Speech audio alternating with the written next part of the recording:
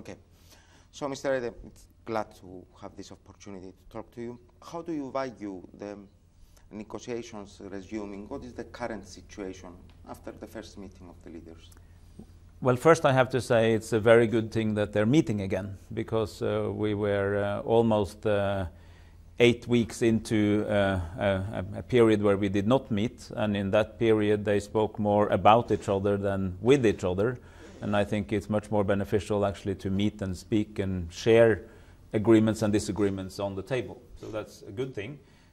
On Tuesday, the leaders met, Mr. Anastasiadis, Mr. Akinci, and yesterday, on Wednesday rather, the negotiators met, and the negotiators will meet again immediately after Easter, already on Tuesday morning. So the process is on track, and the working groups are working, and we are, in a technical sense, we are where we were when we left off in February. So we've lost these 2 months, but we're back on track. However, I have to admit that I'm also seeing that something was lost in that period. Some of the trust has to be rebuilt at the leaders level, but also between the communities.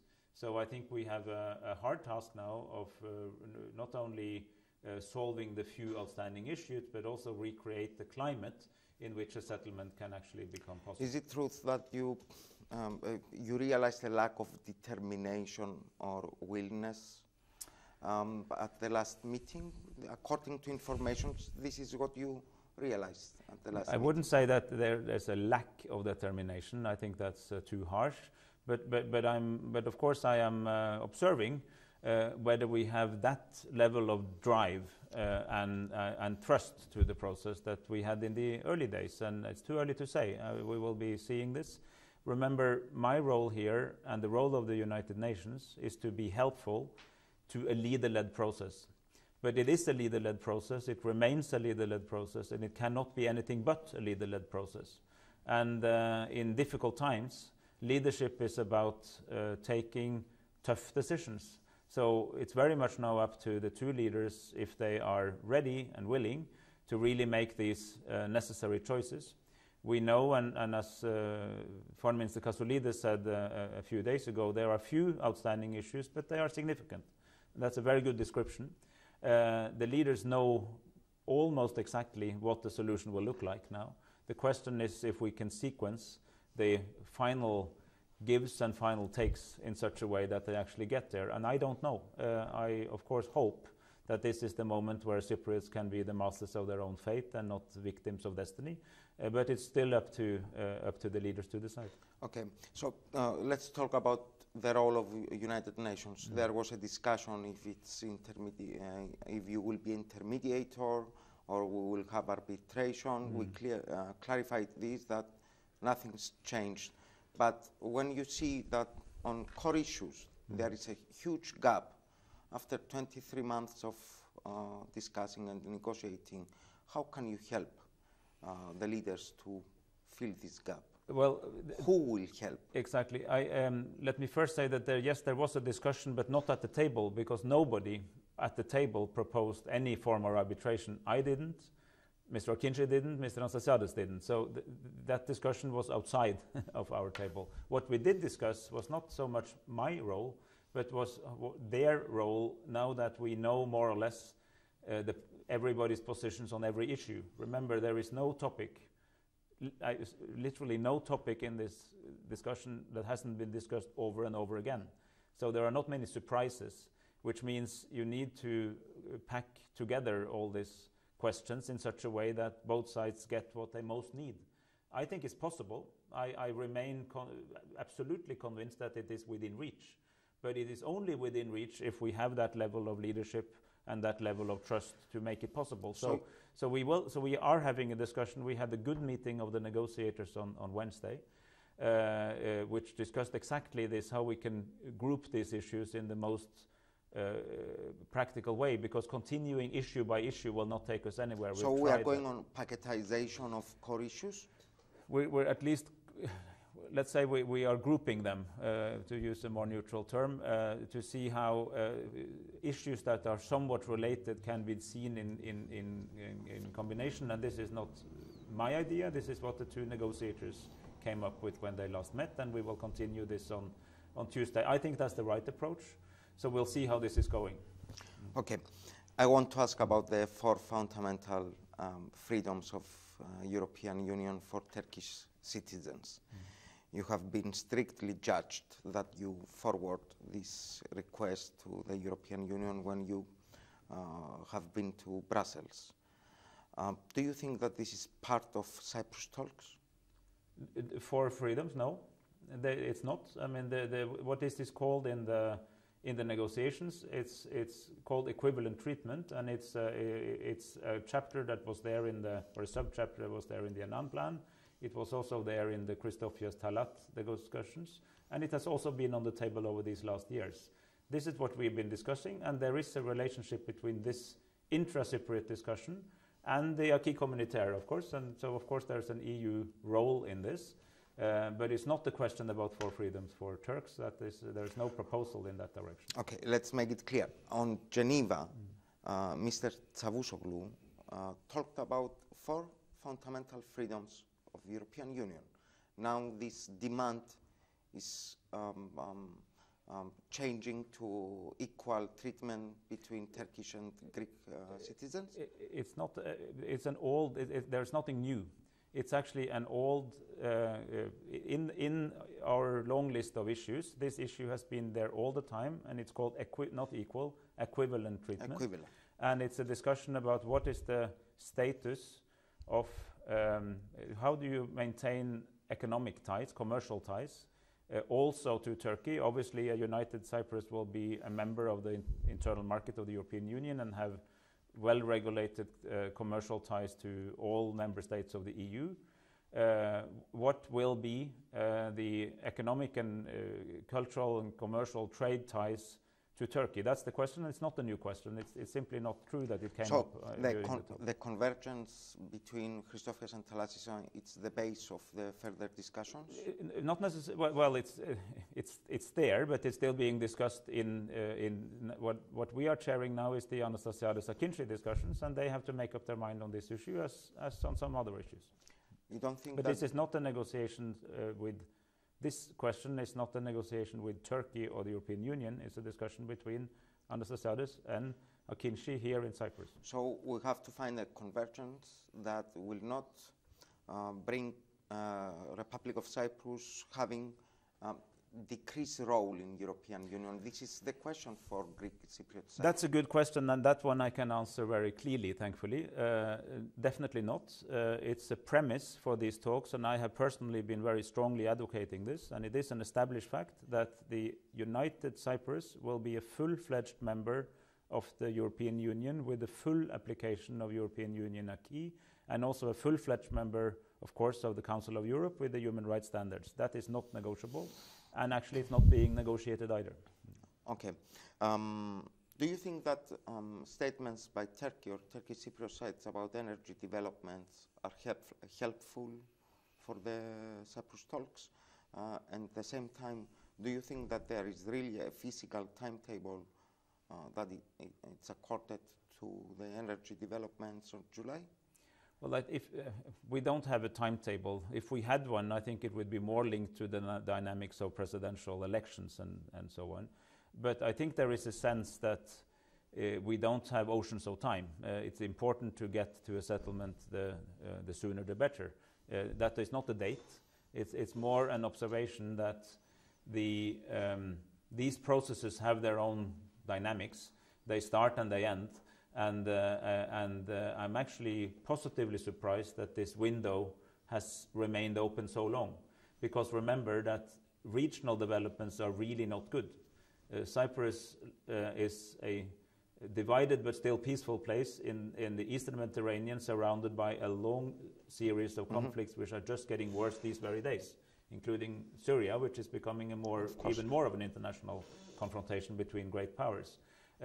These regional developments are not helpful, generally speaking. They're not helpful. But it's exactly why I think this is the best moment for Cypriots to become masters of their own future, rather than waiting too long and become victims of destiny. Okay, but it was a specific question about the energy developments. If you It's think that they... It's part of it. I mean, what I'm saying that these regional dynamics are not helpful, and they will not get better. That's part of it. Yes, but it's not sovereignty right of the Republic Absolutely. of Cyprus Yes, of to go on with energy developments, and how the Turkish Cypriot leader is warning us for tension on July if we don't solve the problem. Well, it's obviously clear that any recognized state has rights which are not non-negotiable. This is not the question. I do not think that Mr. Akinci is threatening. I think he is worried about a scenario in which he sees that international and domestic development will make it impossible to continue. I don't see that as a threat from him. I see it as a genuine worry. I know he has that worry.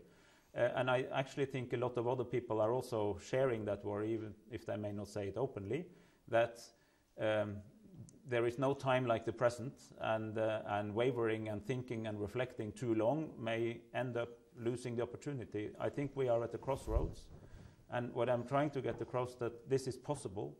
The list of outstanding issues is not bigger or more difficult than me saying this can be done in a very short time, but it does require a serious level of political will, mutual trust, and determination to see it through. That's what is needed, and since it is a leader-led process, it's first and foremost needed at the leadership level. After meeting the opposition parties yesterday, are you more optimistic or disoptimistic? There was nothing there that made me less optimistic. I mean, if I have a concern, it's more about the process itself, the rich political landscape that we have on both sides, where you have supporters of a settlement, people who are against any settlement, and people who are in favor of another settlement but not this settlement. That's a constant factor, and it's very helpful for me to maintain solid contacts with all political forces, whether they agree with President Anastasiadis or not, to see the whole landscape, because this is a vibrant democratic society in the Republic of Cyprus. So is the North. And there are different views, and these views are shared, and as the special advisor I need to see the whole picture. So that was a good round of meeting, and I think all of these meetings were interesting, substantive, constructive, and pleasant. Okay, let's talk about security and guarantee issue. We first time discussed this on Geneva.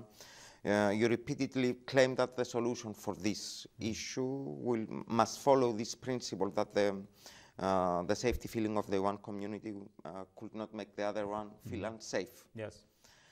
Theoretically correct, but really, do you have in mind such a new system which not include guarantees and intervention rights? And can you answer clearly if we can have a solution with intervention rights like Turkey is demanding? No, I don't think you can have a solution with the system of guarantees as we know it today. And that's why we are trying to develop an alternative concept after repeated consultations with the Greek Cypriot side, the Turkish Cypriot side, with Greece in Athens, with Turkey in Ankara, and with the United Kingdom and the European Union in Brussels. We are developing a concept which I honestly believe will satisfy the requirements of both sides, both the requirement of one side of being masters of their own house without this direct right of intervention from any other country. You really believe this? And also that will reassure the Turkish Cypriots that they will remain, their safety not only of their life but also their sense of community will be guarded. I really believe that, yes. You really believe that there is a system without intervention rights? I'm so emphasizing this. I believe that there is a system that is fundamentally different from what we have now, which will satisfy accepted by both that sides. Can be accepted by both sides and the guarantors, and that will meet the minimum requirements of both sides, which I just mentioned, which are different, but I think it's possible. But it's not possible, and here I have to underline, it's not something you can get on its own. It's possible as a part of a broad agreement. So this has to be understood also in the context of what we're doing on governance, what we're doing on property, what we're doing on economy, what we're doing on on territory. So in the setting of a final settlement of everything, I believe you might be positively surprised on the security and guarantees. Without progress on these other issues, there is no progress on security and guarantees, and the status quo will remain. This is very interesting. So you have a signal, let's say, from the guarantee powers that if the internal issues are going well, then they are ready to make the step forward. So I'm saying, and I'm asking for Turkey, of course. I understand that. I'm telling you quite a bit now. Obviously, these are discrete diplomatic consultations, and I'm not here to speak on behalf of anybody else. I'm not here to speak of Anastasiadis, Akinci, Athens, or Ankara. What I'm saying is that it is my firm belief, which has been strengthened over the last months, that such a model is within reach. But I reiterate, only if it fits into a broader package where other issues are also accommodated. So it's part of a total package. It's not one set of issues which are only domestic, and then there's security and guarantees, and they are completely independent. It's in a broader setting. But the good news is, I think that's possible. My worry is, I'm not sure any longer that we will get there, because we need that drive, determination, and will to take the final difficult decisions on both sides. Let's close this interview by asking you, Geneva conference was an important step for the Cyprus talks. Can we expect a new Geneva? When and under which conditions? We need progress to go there, or we will go there even if we don't have this kind of progress that we are expecting from the negotiations the next month? It's a very important question. The fact that Geneva conference started was very important, and to be very honest with you, if we hadn't started it, I think this would already been over. So the fact that we were able to come to Geneva, we opened the formal channel with the guarantors, with the European Union, was incredibly important, and the conference is on. It's not meeting, absolutely, but it's not over. So what we're talking about is the next session in an open-ended conference. The leaders on Tuesday agreed, and here there was full agreement between Anastasiadis and Akinci that we will decide when we go back to Geneva, or when rather the leaders will decide when they request the Secretary General and myself to convene Geneva again, when they feel that they are ready, which of course means that they are saying, Anastasiadis and Akinci together, that they have to do some more work here before we go. So rather than setting a fixed date, we're saying yes, there will be Geneva, but we will decide a little bit further on, maybe in some weeks, when we actually reconvene in Geneva. Because if we were just going back now, this was the view held by both leaders, Anastasiadis and Akinci in unison, is if we just went back tomorrow, we will just continue without any news to share, right? So it's important now that the Cypriots deal with those issues, and this is also what was said in the final communiqué. Remember that the final communiqué of the conference, signed by everybody, said a second session will be convened in Montpellier. That happened. The Cypriots will go back to Cyprus and deal with some outstanding issues. Then the conference will reconvene. We went back in February. Then came the crisis that led us to have almost 8 weeks of no talks. That crisis over only now. So there's still some more work to do, and then we will decide. And it will be a decision by Anastasiadis and Akinci jointly. Excuse me, another 1 minute. Because we had information about withdrawal of convergences by Turkish Cypriot side, or something like this. And we had this statement by Mr. Dektash for giving citizenship, nationality to 7,000 settlers the last weeks. Are you worrying about this? Because it's breaking the ratio of the population, it's breaking the convergence about what will happen. As you know, Mr. Denktash is not part of the negotiations. The negotiations are with Mr. Akinci, who is the sole representative, with his team, of course, of the Turkish Cypriots in the talks. And Mr. Akinci and Mr. Anastasiadis have stayed firm to their commitments and their convergences. We are following this extremely closely. So I do not subscribe to the idea that there are backtracking on formal agreements. We have not seen any single case of that. Something else, of course, is that in the course of conversations there are many ideas being floated, and they might develop over time, but that's when we say convergences, it is what is written in black, and what's in black remains black until we mutually agree to unblack it. Sometimes, frankly, the leader smartly says that we agreed on something, we want to change it mutually, but without mutual agreement, it remains. Thank you very much. Thank you very much. Thank you for your time. Can we have a photo, please? Yes.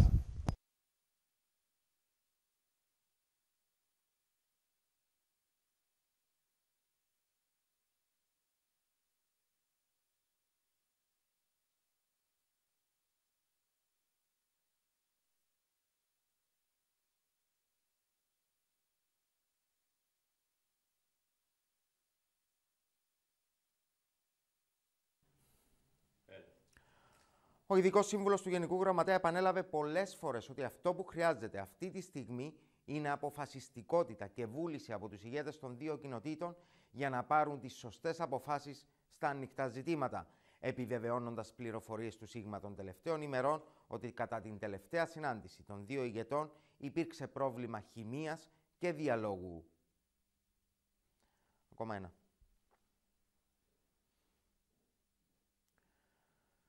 Αυτό που πραγματικά ξεχώρισε από τη συνέντευξη του Ειδικού Συμβούλου του Γενικού Γραμματέα στο Σίγμα ήταν η αισιοδοξία του ότι αν υπάρξει πρόοδος στα εσωτερικά ζητήματα του Κυπριακού, τότε όλοι θα εκπλαγούν από τις εξελίξεις στο ζήτημα της ασφάλειας και των εγγυήσεων, απαντώντας ξεκάθαρα ότι δεν μπορεί να υπάρξει λύση σε αυτό το ζήτημα με επεμβατικά δικαιώματα και με εγγυήσεις όπως τις γνωρίζαμε μέχρι σήμερα.